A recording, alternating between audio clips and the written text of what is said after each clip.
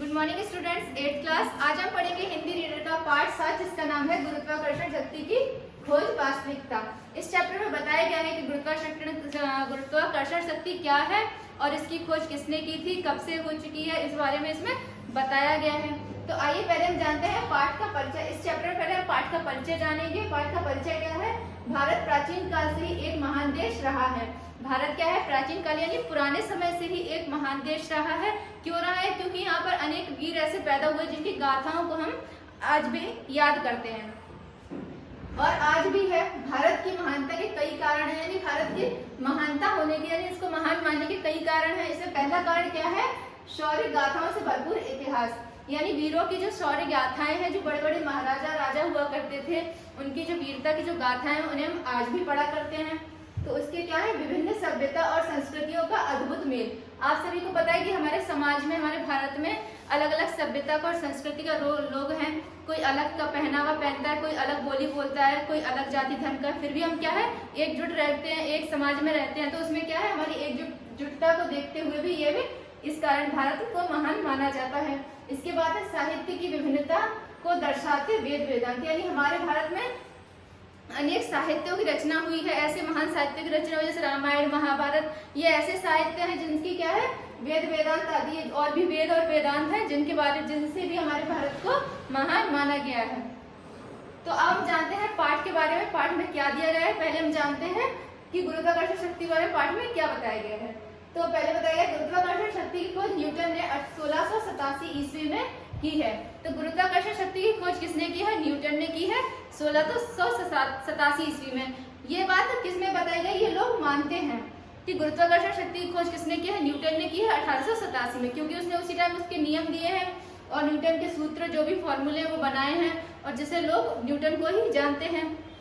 तो परंतु उससे पहले भी हमारे ऋषि मुनि गुरुत्वाकर्षण को पहचानकर उसे लिपिबद्ध कर चुके हैं। परंतु हमारे जो ग्रंथों में या हमारे जो पुराण वगैरह उनमें भी इस बारे में पहले ही बता चुके हैं, यानी गुरुत्वाकर्षण शक्ति की खोज को हमारे ऋषि मुनि पहले ही पहचान कर इसको हमारे ग्रंथों में लिपिबद्ध यानी लिख चुके हैं। आपको पता है पहले हमारे भारत में संस्कृत बोली जाती थी, तो उन्होंने उनकी लिपि क्या होगी? संस्कृत ही होगी। संस्कृत भाषा की लिपि भी आपको पता है क्या होती है? देवनागरी होती है। यानी वो इसी लिपि में किसमें क्या कर चुके हैं? ग्रंथों में लिपिबद्ध कर चुके हैं।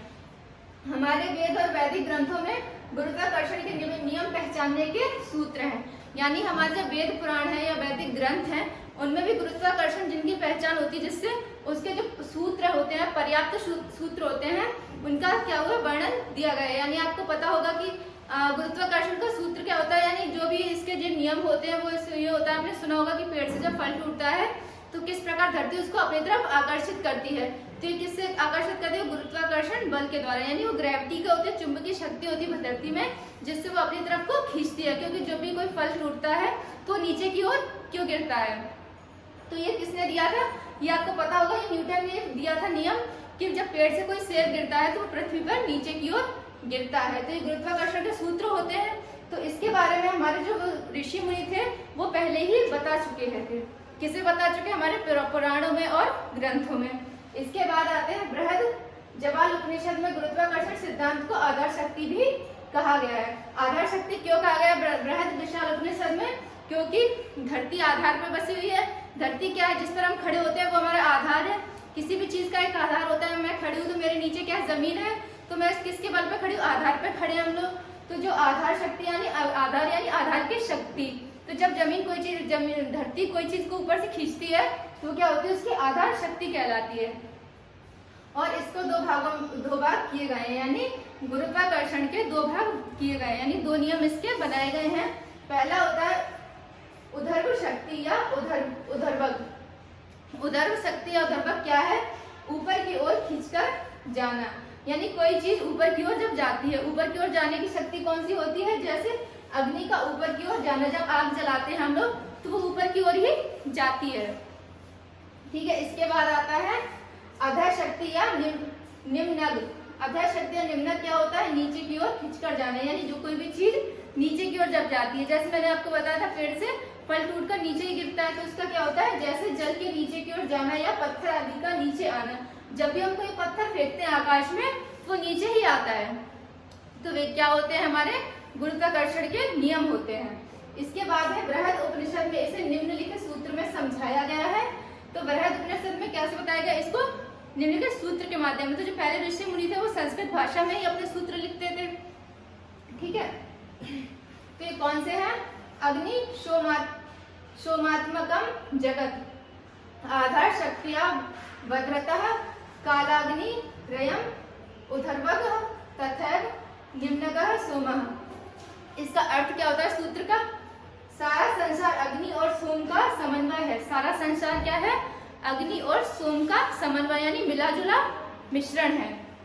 जहां अग्नि और सोम का समन्वय है, जहां अग्नि की उधर्व गति है तथा सोम की अधो शक्ति, और इन दोनों शक्तियों का आकर्षण ही संसार से ही संसार रुका हुआ है। यानी सोम जो आकाश की तरफ और धरती, इन्हीं में क्या है? पूरा संसार बंधा हुआ है और इन्हीं से ही संसार हमारा चलता है।